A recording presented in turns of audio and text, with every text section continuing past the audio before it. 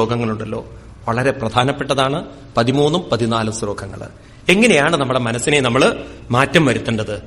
എന്താണ് ശരിക്കുള്ള ഭക്തി? ഭഗവാൻ എപ്പോഴാണ് പ്രീതനാവുന്നത്, നമ്മളോട് സന്തോഷിക്കുന്നത്? എന്താണ് നമ്മൾ മനസ്സിൽ കൊണ്ടു നടക്കേണ്ടത്? ഈ സംസ്കാരങ്ങൾ കൊണ്ടു നടക്കൂന്ന് സ്വയംഭൂമന് പറയുന്നു. എന്തൊക്കെയാണത്?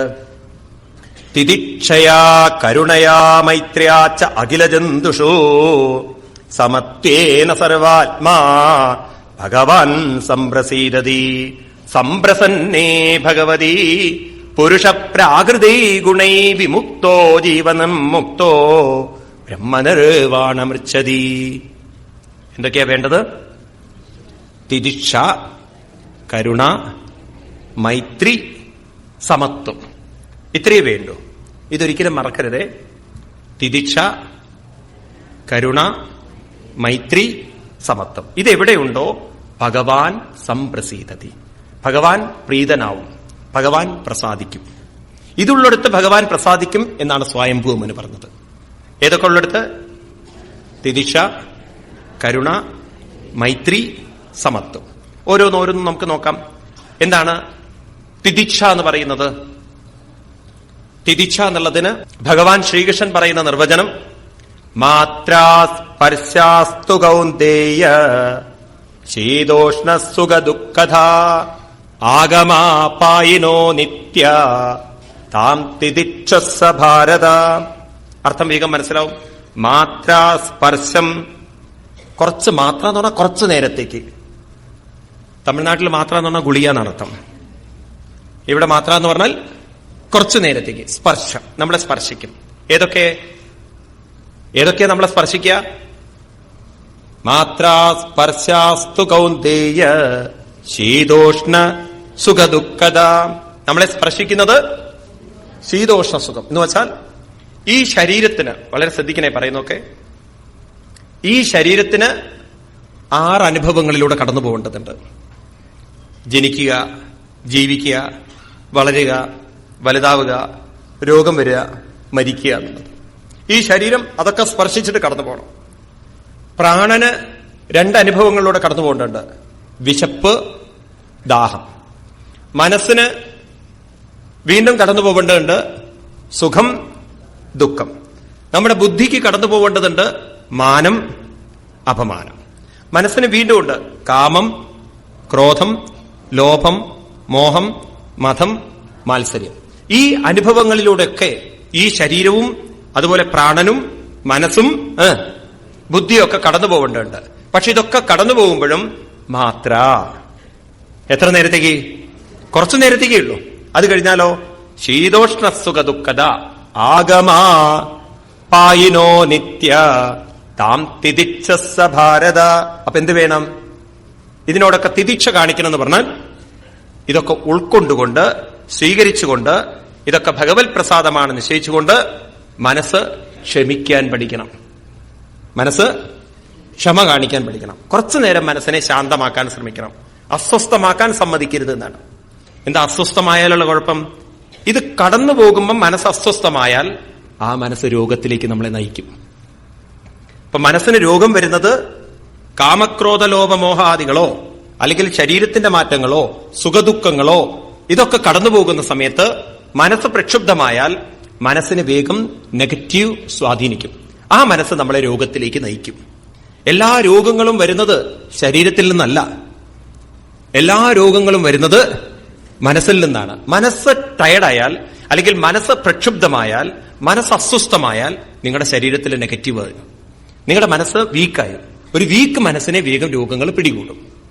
അതുകൊണ്ട് തിദിക്ഷ എന്ന് പറഞ്ഞു കഴിഞ്ഞാൽ മനസ്സിനെ ക്ഷമയോടുകൂടി പിടിച്ചു നിർത്തുന്നതിനെയാണ്, എല്ലാം ഉൾക്കൊണ്ടുകൊണ്ട് പിടിച്ചു നിർത്തുന്നതിനെയാണ് തിദിക്ഷ എന്ന് പറയാം. വളരെ ശ്രദ്ധിക്കൂ. ഈ പറയുന്നത് നമ്മുടെ മനസ്സിന്റെ പ്രക്ഷുബ്ധത പറയാണ്. ഈ കാർഗിൽ വാർ വന്നപ്പോ, കാർഗിൽ വാർ നടന്നിരുന്നല്ലോ, അത് വന്നപ്പോ ഒരു കുട്ടി അവിടുന്ന് ഫോൺ ചെയ്യാണ്. കർണാടകയിലാണ് അവരുടെ വീട്. ഫോൺ ചെയ്യാണ്. അപ്പൊ ഫോൺ ചെയ്തിട്ട് അച്ഛനാണ് ഫോൺ എടുത്തത്. അപ്പൊ അച്ഛനോട് പറയാണ്, അച്ഛൻ ഞാൻ വീട്ടിലേക്ക് വരികയാണ്, വാറ് കഴിഞ്ഞു, ഞാൻ വീട്ടിലേക്ക് വരുന്നു. ഞാൻ വിളിച്ചത് എന്താന്ന് വെച്ചാൽ അച്ഛനിൽ നിന്നൊരു കാര്യം അറിയാനാണ്. എന്റെ കൂടെ ഒരു ഫ്രണ്ട് കൂടി വരുന്നുണ്ട്. അച്ഛന് സമ്മതമല്ലേ? അച്ഛൻ പറഞ്ഞു, എന്താ കുട്ടാ അതിലൊരു വിഷമം, നീ കൂട്ടിക്കൊണ്ടുവരും, അതല്ലേ നമ്മുടെ സംസ്കാരം, നിന്റെ സുഹൃത്തിനെ നമ്മൾ സ്വീകരിക്കേണ്ടതല്ലേ, കൊണ്ടുവരുമെന്ന്. അപ്പോ ഇവന് ഒരു നിമിഷം നിന്നിട്ട്, പക്ഷെ അച്ഛൻ എത്ര കണ്ട് ഉൾക്കൊള്ളുമെന്ന് എനിക്കറിയില്ല. ആ വരുന്ന സുഹൃത്തിനുണ്ടല്ലോ, കാലുമില്ല കയ്യുമില്ല, ഒരു മൈനിൽ വെച്ചിട്ട് തകർന്നു പോയതാണത്. അപ്പോ കാലും കയ്യും ഇല്ലാത്ത അവൻ എന്തിനാ എന്റെ കൂടെ വരുന്നത് ചോദിച്ചു കഴിഞ്ഞാൽ അച്ഛനോട് തുറന്നു പറയാലോ, അവന്റെ അച്ഛനും അമ്മയും വളരെ വൃദ്ധകളായിട്ട് അവരുടെ കാര്യം നോക്കാൻ തന്നെ പറ്റാതിരിക്കുകയാണ്. അപ്പൊ അവരുടെ വീട്ടിൽ പോയാൽ ശരിയാവില്ല എന്ന് ഒരു തോന്നല്, അതുകൊണ്ടാണ് നമ്മുടെ വീട്ടിലേക്ക് വരുന്നത് എന്ന്. ഇത് കേട്ടതും അച്ഛനൊരു നിമിഷം മൗനത്തിലായി. ചോദിച്ചു, എന്താ അച്ഛനൊന്നും പറയാത്തത്? ഉടനെ പറഞ്ഞു, കുട്ടി, അത് നമുക്കൊരു ഭാരമാവില്ലേ? അങ്ങനെ ഒരു കൈയും കാലും ഇല്ലാത്തവരൊക്കെ നമ്മുടെ വീട്ടിൽ വന്നു കഴിഞ്ഞാൽ നമ്മുടെ സ്വാതന്ത്ര്യത്തെ അത് ഇല്ലാതെയാക്കില്ലേ? എന്ന് മാത്രമല്ല, പിന്നെ നമ്മൾ അവരെ നോക്കാൻ ഒരു വലിയൊരു തലവേദനയായി മാറും. നീ ഒരു കാര്യം ചെയ്യൂ, അവൻ നിസ്ത്രൈഗുണ്യോ ഭവാർജുന നിർദ്വന്ദ്വോ നിത്യസത്വസ്ഥ നിർയോഗക്ഷേമ ആത്മവാൻ. ഭഗവാനെ, അമ്പലത്തിൽ പോകുമ്പം ഈ ഒരു പ്രാർത്ഥന ഉണ്ടാവണം. ഒന്ന്, എന്റെ മനസ്സ് അങ്ങയിൽ നിന്നാണ് വന്നിരിക്കുന്നത്, ഇത് തിരിച്ചങ്ങയിൽ തന്നെ എത്തിയിരിക്കണം. എന്റേതെന്ന് പറയുന്നത് അങ്ങ് മാത്രമേ ഉള്ളൂ ഭഗവാനെ, അങ്ങാണ് എന്റേത്. ഞാൻ എന്ന് പറയുന്നതും അങ്ങയിൽ നിന്നാണ് വന്നിരിക്കുന്നത്. ഈ ബോധം നമ്മൾ ഉറപ്പിച്ചോളണം. രണ്ടാമത്തത് നമ്മൾ പറഞ്ഞുകൊള്ളണം, ഭഗവാനെ, എന്തെല്ലാം അനുഭവങ്ങൾ വന്നാലും അതെല്ലാം ഭഗവാന്റെ പ്രസാദമായി ഞാൻ സ്വീകരിക്കും, അത് അവിടുത്തെ നിശ്ചയമായിട്ട് ഞാൻ സ്വീകരിക്കും. മൂന്നാമത്തത് നമ്മൾ പറഞ്ഞുകൊള്ളണം, ഞാൻ സമബുദ്ധിയോടുകൂടിയിട്ട് എന്റെ ജീവിതത്തെ കൊണ്ടു നടക്കും. ഈ ശരീരം സേവനം ചെയ്യാനുള്ളതാണ്, മറ്റുള്ളവരെ സേവിക്കാനുള്ളതാണ്, ഈ ശരീരം പ്രകൃതിയുടേതാണ് എന്ന ബോധത്തോടെ മറ്റുള്ളവരുടെ മുന്നിൽ സന്തോഷം പ്രകടിപ്പിച്ചുകൊണ്ട് സ്നേഹം വിതറിക്കൊണ്ട് ഞാൻ എന്റെ ജീവിതം മുന്നോട്ട് കൊണ്ടുപോകുന്നു. ഇങ്ങനെയൊക്കെ ഒരു ബോധമാണ് നമ്മൾ അമ്പലത്തിൽ ചെന്നിട്ട് ഉറപ്പിക്കുന്നതെങ്കിൽ നമ്മളെ മനസ്സിനെ നമുക്ക് നിർദ്വന്ദ്വോ നിത്യസത്വസ്ഥോ, നിർദ്വന്ദ്വം സുഖത്തിനും ദുഃഖത്തിനും ബാലൻസ് ചെയ്തുകൊണ്ട് നിത്യസത്വസ്ഥമാക്കിക്കൊണ്ട് അവസാനം നിർയോഗക്ഷേമം ആരോട് ചേർക്കാൻ പറ്റും? ഭഗവാനോട് ചേർക്കാൻ പറ്റും. മറ്റേ മനസ്സ്, വേണ്ടാത്തതൊക്കെ പ്രാർത്ഥിക്കുന്ന മനസ്സ് ഒരിക്കലും വ്യവസായാത്മിക മനസ്സാവില്ല. വ്യവസായാത്മിക മനസ്സല്ലാത്തതിന് ഒരിക്കലും സമാധോന്ന വിധീയതേ ആരിലേക്ക് എത്താൻ പറ്റില്ല? ഭഗവാനിലേക്ക് എത്താൻ പറ്റില്ല. അപ്പൊ കുട്ടികളെയൊക്കെ അമ്പലത്തിൽ കൊണ്ടുപോകുമ്പോണ്ടല്ലോ, വേണ്ടാത്തതൊന്നും പ്രാർത്ഥിക്കാൻ നമ്മൾ പരിശീലിപ്പിക്കരുത്. അസുഖം മാറ്റിത്തരണേ, പരീക്ഷ പാസ്സാക്കി തരണേ. നമ്മുടെ അമ്പലങ്ങളൊക്കെ നോക്കൂ നിങ്ങൾ, പരീക്ഷാ സീസൺ ആയാൽ ഗണപതിക്ക് കൊണ്ടുമുട്ടാണ്. എന്താ, അയാളാണോ പേപ്പർ ഇടുന്നത്? മുട്ടോട് മുട്ട് ഗണപതിക്ക്. അങ്ങനെ അമ്മമാര് വഴിതെറ്റിക്കുകയാണ്. പരീക്ഷാകാലത്ത് കുട്ടികളെ ഉണ്ടല്ലോ, അമ്പലത്തിൽ പോകണം, പരീക്ഷാകാലം എന്നൊന്നുമില്ല, എന്നും പോകണം. ഏത് പരീക്ഷയെയും അഭിമുഖീകരിക്കാൻ ഞാൻ തയ്യാറാണ് ഭഗവാനെ. അവിടുത്തെ ഒരു പരീക്ഷണമായിട്ട്, അവിടുത്തെ ഒരു അനുഗ്രഹമായി ഞാൻ അതിനെടുക്കും. അതല്ലേ വേണ്ടത്? ആണോ? ഇത് ഈസിയാക്കി തരാനാണോ പറയേണ്ടത്? ചിന്തിക്കും നിങ്ങൾ. നമ്മളേറെ മാറ്റം വരുത്താനുണ്ട്. ഒന്നാമത്, നമ്മുടെ ഹിന്ദു മതത്തിന് പറ്റിയൊരു വലിയൊരു കുഴപ്പം, നമ്മളെ ഗൈഡ് ചെയ്യാൻ ആരുമില്ല. നമ്മൾ തന്നെ എന്തൊക്കെയോ മനസ്സിലാക്കി എന്തൊക്കെയോ ചെയ്യുകയാണ്. ഭട്ടതിരിപ്പാട് പറയണു, ഭഗവാന്റെ മുന്നിൽ പോയിട്ട് പ്രാർത്ഥിക്കുകയല്ലോ വേണ്ടത്. നമ്രാണാം സന്നിധത്തെ സതതമഭിപുരസ്ഥൈ അനഭ്യർത്ഥിതാനഭി അർത്ഥാൻ കാമാനജസ്രം വിതരസി പരമാനന്ദ സാന്ദ്രാം ഗതിം ച ഇത്തം നിശേഷലഭ്യോ നിരവധികബല പാരിജാതോ ഹരേത്വം ക്ഷുദ്രം തം ചക്രവാടി ദ്രുതമഭിലഷതി വ്യർത്ഥമത്തിവ്രജോയം.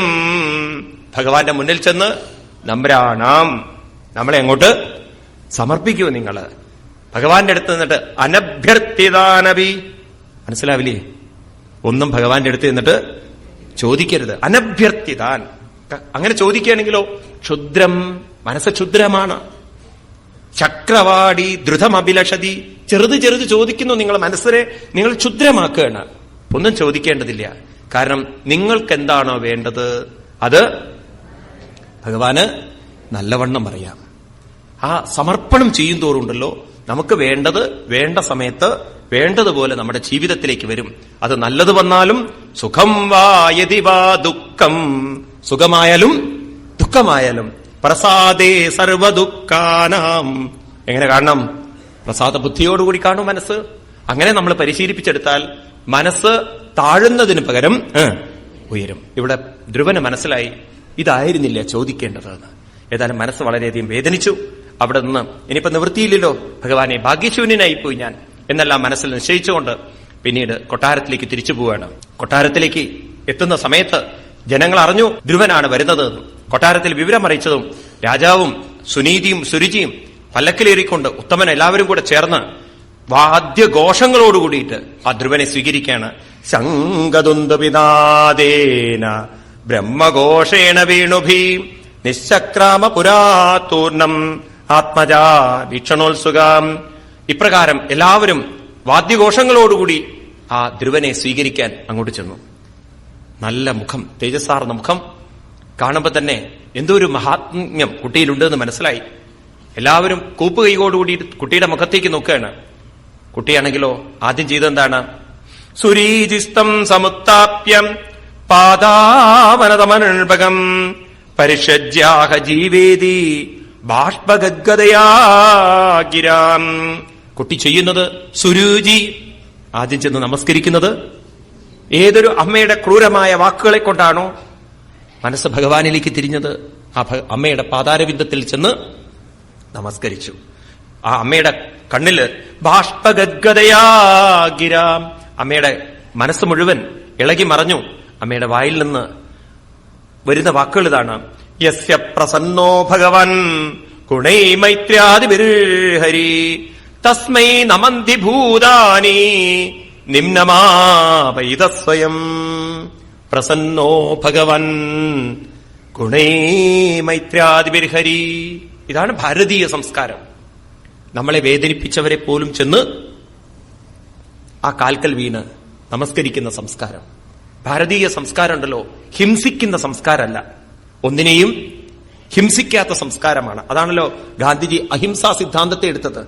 ഇനി ഭാരതീയ സംസ്കാരം മാത്രമല്ല, എല്ലാ മതങ്ങളുടെയും സംസ്കാരം ഇത് തന്നെയാണ്. ഗീതയിൽ 16-ാം അധ്യായം തുടങ്ങുന്നത് എങ്ങനെയാണ്? അഹിംസാ സത്യമക്രോധം ത്യാഗശാന്തിരപൈശുനം ദയാഭൂതേഷു ലോലുപ്തം മാർദ്ദവം ഹ്രീ അചാൽഫലം. 16-ാം അധ്യായത്തിൽ 1-ാമത്തെ ശ്ലോകത്തിൽ പറയുന്നത് അഹിംസ, ഒരാളെയും ഹിംസിക്കാതിരിക്കലാണ്. ഭാരതീയ സംസ്കാരം ഉണ്ടല്ലോ, എല്ലാവരും ഉൾക്കൊണ്ടിരുന്നെങ്കിൽ ലോകം മുഴുവൻ മാറുമായിരുന്നു. ഇന്ന് ഈ റിസഷന്റെ പ്രശ്നങ്ങളൊന്നും ഇല്ല.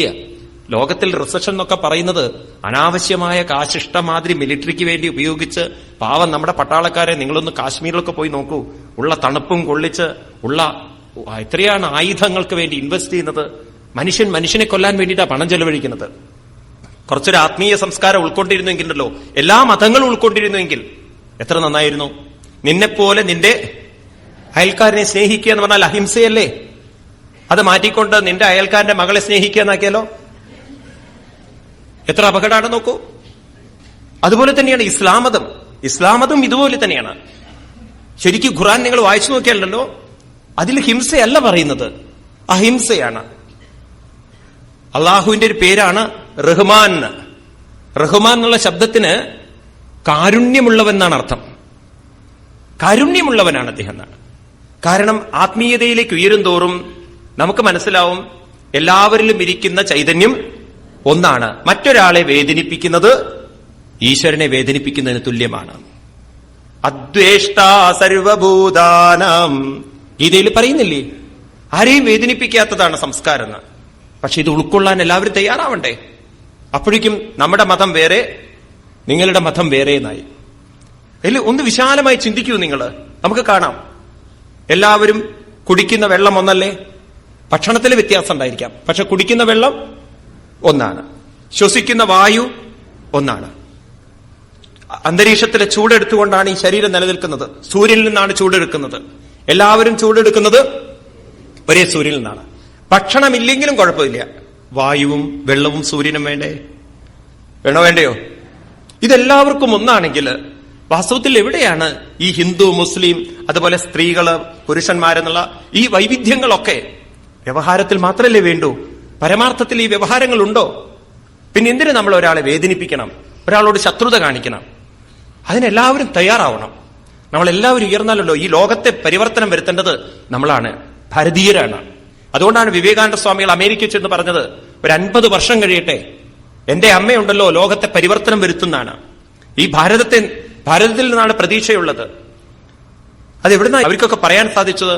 നമ്മുടെ വേദത്തിൽ പറഞ്ഞിരിക്കുന്നത് ഇത്രയും മഹത്തായ സംസ്കാരമാണ്. നമ്മളത് ഉൾക്കൊള്ളണം. നമ്മളിതൊക്കെ പഠിച്ചെടുത്ത് മറ്റുള്ളവരിലേക്ക് പ്രചരിപ്പിക്കണം. നശിപ്പിക്കുന്ന സംസ്കാരമല്ല, വേദനിപ്പിക്കുന്ന സംസ്കാരമല്ല, എല്ലാവരെയും സ്വീകരിക്കുന്ന, തന്നെ വേദനിപ്പിച്ചവരെ പോലും ചെന്ന് തൊഴുന്ന സംസ്കാരമാണ് ഭാരതീയ സംസ്കാരം. അതാണ് ധ്രുവൻ തന്നെ വേദനിപ്പിച്ച ചെറിയമ്മയുടെ മുന്നിൽ ചെന്ന് തൊഴുന്നത്. ഒരാളോട് വിദ്വേഷവും വെറുപ്പും കൊണ്ടുവയ്ക്കലല്ല. രാമായണം നോക്കൂ, അതിമനോഹരമായിട്ട് വിഭീഷണനോട് രാവണൻ മരിച്ച സമയത്ത് ശ്രീരാമസ്വാമി ക്രിയകളൊക്കെ ചെയ്യൂ എന്ന് പറയുമ്പോണ്ടല്ലോ, ആദ്യം വിഭീഷണൻ മടിച്ചിട്ട് പറയും, പറ്റില്ല സ്വാമി, അവിടുത്തെ പത്നി അപഹരിച്ച് ഇത്തരം വൃത്തികേടുകൾ ചെയ്ത് എന്റെ ജ്യേഷ്ഠന്റെ ശവം കത്തിച്ചുകൊണ്ട് ചടങ്ങുകൾ ചെയ്യാൻ എനിക്ക് സാധ്യമല്ല. പിന്നെ ശ്രീരാമസ്വാമി പറയുന്നതുണ്ടല്ലോ, നീ ചെയ്തിട്ടില്ലെങ്കിൽ, വിഭീഷണ നീ ചെയ്തിട്ടില്ലെങ്കിൽ ഞാൻ രാവണനെ എന്റെ സഹോദരനായി കണ്ട് ആ ചടങ്ങ് ഞാൻ ചെയ്യുന്നതാണ്. തന്റെ പത്നിയെ അപഹരിച്ചു കൊണ്ടുപോയ രാവണനെ സ്വന്തം സഹോദരനായി കണ്ട് ആ ശവത്തെ ആദരിച്ചുകൊണ്ട് അതിനെ ഭസ്മമാക്കുന്ന ആ കാര്യം അത് ഞാൻ ചെയ്യുന്നതാണ്. ഇതാണ് ഭാരതീയ സംസ്കാരം. വേദനിപ്പിച്ചവരോട് പോലും സ്നേഹം കാണിക്കുന്ന ഒരു സംസ്കാരം നമ്മൾ മാറ്റിക്കൊണ്ടുവരണം. ആദ്യം നമ്മുടെ മനസ്സിനെ മാറ്റണം, പിന്നെ നമ്മൾ മറ്റുള്ളവരുടെ മനസ്സിനെ മാറ്റിക്കൊണ്ടുവന്നു കഴിഞ്ഞാൽ ലോകത്തെ മാറ്റിക്കൂടെ? നോക്കൂ നിങ്ങൾ, ഈ ലോകം ഏറ്റവും കൂടുതൽ ഇന്ന് ബുദ്ധിമുട്ട് അനുഭവപ്പെടുന്നത് ഒരുപാട് ഏറ്റവും കൂടുതൽ നമ്മുടെ ഫണ്ട് ഈ രാഷ്ട്രത്തെ സംരക്ഷിക്കണം എന്നുള്ള പേരിൽ ഈ ഡിഫൻസിന് വേണ്ടിയിട്ടാണ് ഏറ്റവും കൂടുതൽ ചൈനയും മറ്റുള്ള രാജ്യങ്ങളൊക്കെ എറിയുന്നത് അതിനു വേണ്ടിയിട്ടാണ്. അതിനു പകരം മനുഷ്യന് ജീവിക്കാനുള്ള സമ്പത്തെടുത്തിട്ട് ഇങ്ങനെയൊക്കെ ഉപദ്രവം ഉണ്ടാക്കാൻ കാരണം മനുഷ്യ മനസ്സിന്റെ സംസ്കാരം ഉത്കൃഷ്ടമല്ലാത്തതുകൊണ്ടല്ലേ? ആണോ അല്ലയോ? അപ്പൊ സംസ്കാരങ്ങൾ മാറ്റിയ ലോകം നന്നാവില്ലേ? അതോ പട്ടാളം വികസിപ്പിച്ചാലാണോ ലോകം നന്നാവുക? പോലീസിനെ വികസിപ്പിച്ചാലാണോ? ആണോ? അല്ല. ലോകം നന്നാവണമെങ്കിൽ മനുഷ്യ മനസ്സ് നന്നാവണം. മനുഷ്യ മനസ്സ് നന്നാവണമെങ്കിൽ ആത്മീയത ഉൾക്കൊള്ളണം. ആത്മീയത ഉൾക്കൊള്ളുക എന്ന് പറഞ്ഞാൽ എല്ലാവരിലും ഇരിക്കുന്ന ഈശ്വരൻ ഒന്നാണ്. ഒരാളെ വേദനിപ്പിക്കുന്നത് ഈശ്വരനെ വേദനിപ്പിക്കുന്നതിന് തുല്യമാണ് എന്നുള്ള സംസ്കാരം നമ്മൾ പറഞ്ഞ് മറ്റുള്ളവരിലേക്ക് എത്തിക്കണം. ഒരു സംസ്കാരം നമ്മളിലേ ഇല്ലെങ്കിൽ പിന്നെ ഇങ്ങനെ ലോകത്തിലുണ്ടാവുക? അപ്പൊ അതൊക്കെ നമ്മൾ തന്നെ മാറ്റം വരുത്തണം. എന്നിട്ട് നമ്മൾ ലോകത്തെ മാറ്റം വരുത്തിയാൽ പറയുന്നു, യസ്യ പ്രസന്നോ ഭഗവൻ ഗുണേ മൈത്ര്യാദിവിർഹരി. ആരാണോ മൈത്രി തുടങ്ങിയിട്ടുള്ള സംസ്കാരങ്ങൾ മറ്റുള്ളവരോട് കാണിക്കുന്നത്, പ്രസന്നോ ഭഗവാൻ, അവിടെ ഭഗവാൻ പ്രസന്നനായിത്തീരും. തസ്മൈ നമന്തി ഭൂതാനി, ഭൂതങ്ങൾ പോലും അവനെ നമസ്കരിക്കും. നിമ്നമാഭ ഇവ സ്വയം, വെള്ളത്തിന്റെ സംസ്കാരമെങ്കിലും ഉൾക്കൊള്ളൂ എന്നാണ്. എന്താ വെള്ളത്തിന്റെ സംസ്കാരം? നിമ്നം, അത് താഴോട്ട് ഒഴുകുന്നതാണ് വെള്ളം. അതുപോലെ നമ്മളൊക്കെ താഴ്മ, വിനയം അങ്ങോട്ട് കാണിക്കുക തന്നെ വേണമെന്ന് പറയാണ്. വിനയത്തിന് യാതൊരു കുറവില്ലല്ലോ. അതല്ലേ ഗീതയിൽ പറയുന്നത്, വിദ്യാം വിനയസമ്പന്നേ. വിദ്യ കൂടുന്തോറും വിനയം കൂടണം. നമ്മൾ ഇന്ന് സമൂഹത്തിലേക്ക് നോക്കൂ, വിദ്യ കൂടുന്തോറും വിനയം കൂടിയാണോ? കുറയാണ്. അപ്പൊ വെറും എഡ്യൂക്കേഷൻ മാത്രം പോരാ, എഡ്യൂക്കേഷന്റെ കൂടെ കൾച്ചറും കൂടെ പോകണം, സംസ്കാരവും കൂടെ പോകണം. ഇത് രണ്ടും കൂടി സമന്വയിപ്പിക്കണം. വെറുതെ നമ്മൾ ഒരു ഭാഗം മാത്രം നോക്കിയാൽ പോരാ. ശക്തിയുണ്ട്, അറിവുണ്ട്, പക്ഷേ ബുദ്ധി വിവേകം കാണുന്നില്ല, വേണ്ടടുത്ത് വേണ്ടതുപോലെ പ്രകടിപ്പിക്കുന്നില്ല. ഇത് മനസ്സിലായി. അതുകൊണ്ട് ആ കുട്ടി അമ്മയെ നമസ്കരിച്ചു. പിന്നീട് അടുത്തത് നമസ്കരിക്കുന്ന ഉത്തമനെയാണ്. അതിനുശേഷം പിതാവിനെ നമസ്കരിച്ചു.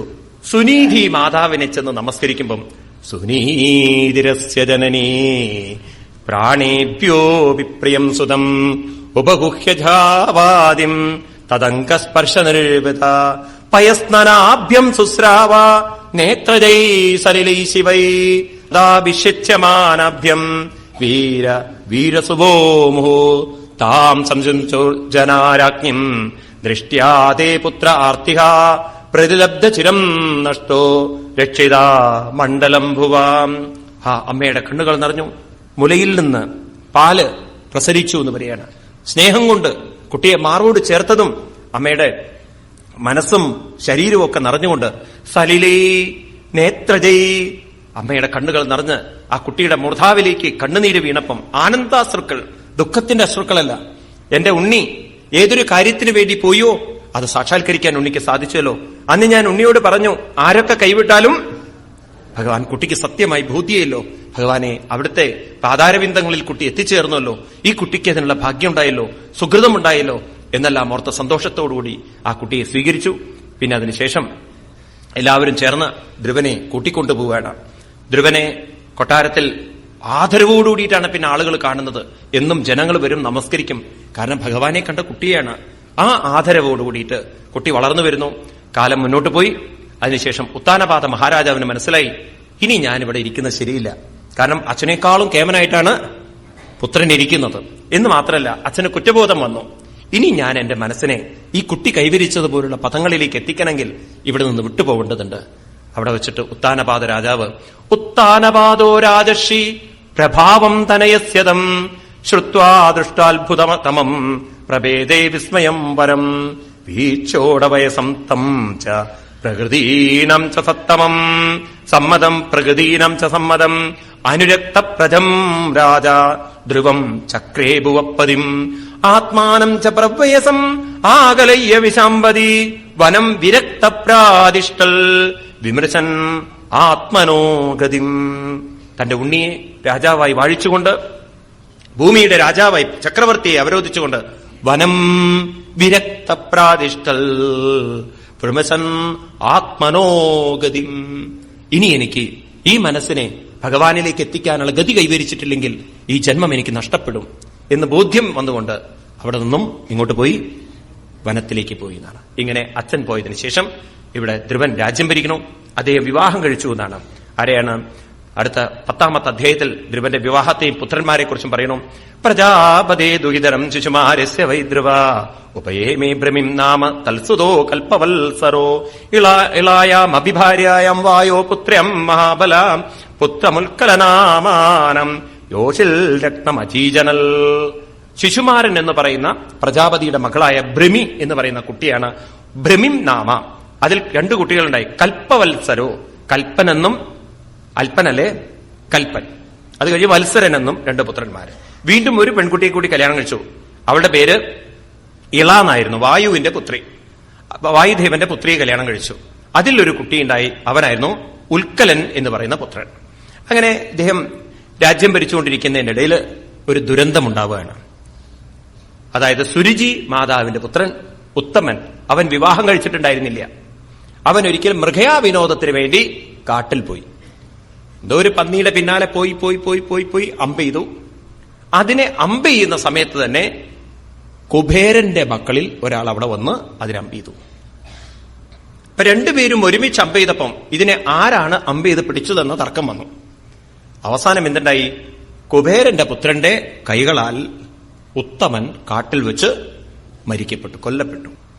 അപ്പോ സുരുചി മാതാവ് ഏതൊരു പുത്രനെയാണോ ചക്രവർത്തിയുടെ സ്വപ്നം കണ്ടത്, ഇന്ന് ആ പുത്രൻ മരിച്ചു. ഈ വിവരം കൂടെ പോയവർ കൊട്ടാരത്തിൽ വന്ന് പറഞ്ഞപ്പോ സുരുചി മാതാവ് പുത്രന്റെ ശരീരം കൊണ്ടുവരാൻ വേണ്ടി കാട്ടിലേക്ക് പോവുകയാണ്. അങ്ങനെ കാട്ടിലേക്ക് പോകുന്ന സമയത്ത്, പുത്രന്റെ വിചാരത്തിൽ അങ്ങനെ പോകുന്ന സമയത്ത്, എല്ലാ പരിസരവും മറന്നു പോകുന്ന സമയത്ത് പാവം അമ്മ അറിഞ്ഞില്ല മറ്റൊരു ദുരന്തം. കാട്ടിൽ കത്തി ആളിപ്പടർന്നുകൊണ്ട് കാട്ടുതീ വരുന്നുണ്ടായിരുന്നു.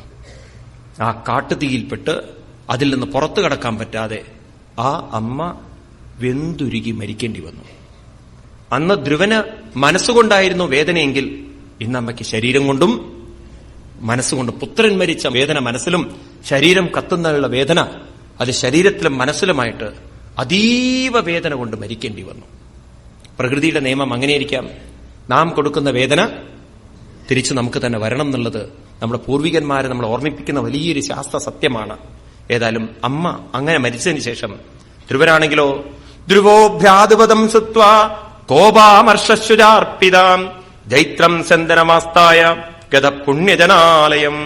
ഭയങ്കര ക്രോപം വന്നു. എന്റെ സഹോദരനെ കൊല്ലാൻ ഇവിടെ തന്റെ ഇടമുള്ളവരാരുണ്ട്? എന്റെ പ്രഭാവം അവർക്കറിയില്ലേ? ഞാൻ ആരാണെന്നുള്ളത്? ഈ രാജ്യത്തിലുള്ള എന്റെ മഹത്വം ആദരിക്കാതിരിക്കെ കോപം വന്നു. അവിടുന്ന് ആയുധങ്ങളുമായിക്കൊണ്ട് നേരെ പോയി യവനന്മാരുടെ സ്ഥലത്ത്, അതായത് യക്ഷന്മാരുടെ സ്ഥലത്ത് അവിടെ ചെന്നിട്ട് ദത്നോ ശംഖം, ഉച്ചത്തിൽ ശംഖ വിളിച്ചു. അവരെയൊക്കെ പ്രകോപിപ്പിച്ചു. അവരെല്ലാം പുറത്തു വരുന്നതും പിന്നെ അങ്ങോട്ട് ഘോര യുദ്ധമാണ്. അഭ്യവർഷൻ പ്രകുപിതാ സരതം സഹസാരതിം അവിടുന്ന് പിന്നീട് അതാ ഓരോ അസ്ത്രങ്ങൾ അങ്ങോട്ട് എയ്യുന്നു, അവരിങ്ങോട്ടും അസ്ത്രങ്ങൾ എയ്യുന്നു. ഘോര യുദ്ധം. കുറെ ആളുകൾ അങ്ങനെ കൊന്നൊടുക്കാൻ തുടങ്ങി. ആ അസ്ത്രത്തിന്റെ ശക്തിയിൽ കുറെ ആളുകൾ മരിച്ചു വന്നപ്പോ ചിലരൊക്കെ രക്ഷപ്പെട്ടപ്പോഴോ ഹതാവശിഷ്ടായുധരേ രണാജിരൽ രക്ഷോഗണാക്ഷത്രിയവര്യാസായകൈ പ്രായോ വിഘ്നാവയവാവിദുദ്രുവൾ മൃഗേന്ദ്ര വിക്രീഡിത യൂതപായിവ. കുലം നശിപ്പിക്കാൻ വന്നിരിക്കുന്ന ധ്രുവന്റെ അക്രമം കണ്ടിട്ട് പേടിച്ചോടാൻ തുടങ്ങിയവരൊക്കെ ഇങ്ങനെ ഒരു വശത്ത് നടന്നുകൊണ്ടിരിക്കുമ്പോൾ 11-ാമത്തെ അധ്യായത്തിലേക്ക് കടക്കുമ്പം അവിടേക്ക് കടന്നു വരുന്നു അതാ മറ്റൊരാള്. തൈ തിക്മദാരേ പ്രതനേ ശിശു ശീലിമുഖൈതസ്തത പുണ്യജന ഉപദ്രുതാം തമഭ്യതൻ തമഭ്യതാവൻ കുപിത ഉദായുധ സുവർണമുന്നദ്ധ ഫണായി വാഹയാം.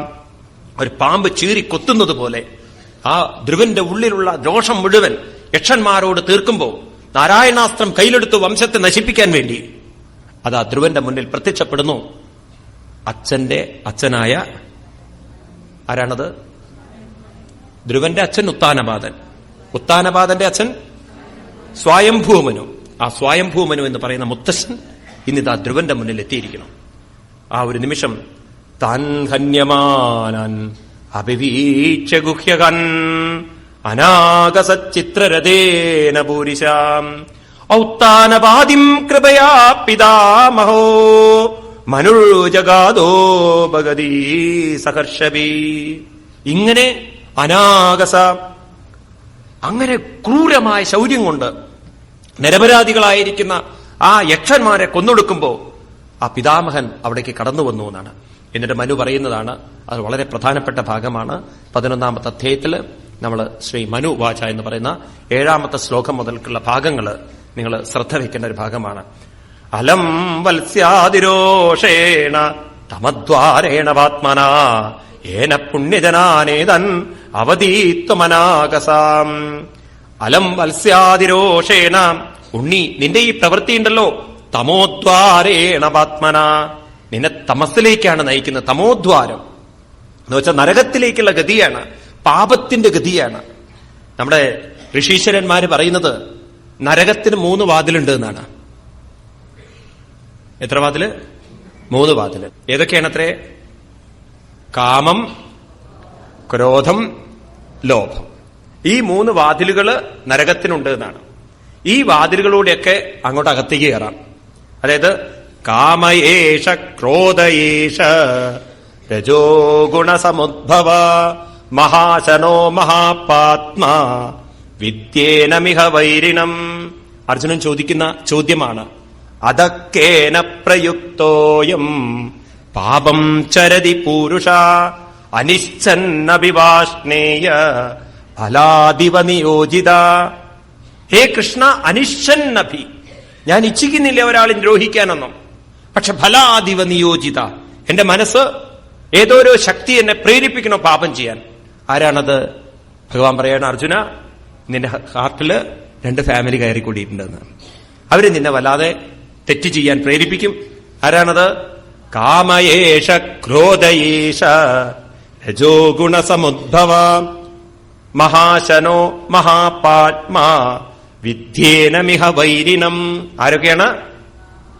കാമവും ക്രോധവും. ഇവര് നമ്മുടെ ഉള്ളിൽ അടങ്ങിയിരിക്കാൻ സമ്മതിക്കില്ല. ഇവരുണ്ടോ മറ്റേ പാർട്ടിയും കൂടി അടുത്ത് വരും. ഇവരുടെ മകളാണ് ആര്? ലോഭം. എടുത്തു വെക്കാനുള്ള മനസ്സ്, അതിങ്ങനെ പിടിച്ചു വെക്കണം എന്നുള്ളത്. ഇത് നരകത്തിലേക്ക് നമ്മളെ നയിക്കും. അതുകൊണ്ട് ഉണ്ണി, പുണ്യജനാനേ തൻ അവധീത്വമനാകസ, കോപത്താൽ ഒരിക്കലും നമ്മുടെ സംസ്കാരം നീ വിട്ടുപോകരുത് ഉണ്ണി. നാസ്മൽ കുലോചിതം താതാം കർമ്മേതൽ സവിഗർഹിതം വധോ യദുപദേവാനം ആരബ്ധസ്തേ കഥൈനസം. നമ്മുടെ കുലത്തിന് ചേർന്ന പ്രവൃത്തിയല്ല, സൽ വിഗർഹിതം, നിന്ദ്യമാണ് ഉണ്ണി ചെയ്യുന്നത്.